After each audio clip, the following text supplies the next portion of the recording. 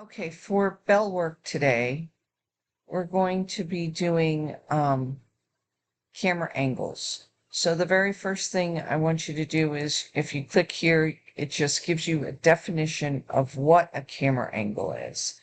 So a camera angle is basically is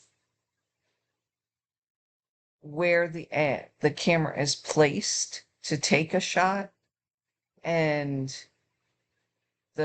these angles can give different experiences and emotions, and we're going to be learning about them little by little throughout the semester. So that was what the definition of a camera angle. Then I want you to watch the first 2 minutes of this video. It is basically going to give you the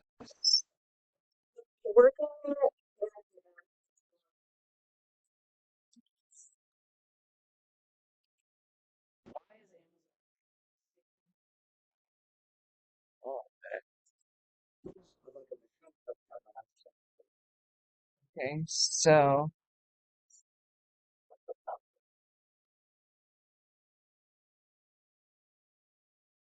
today we're going to explore.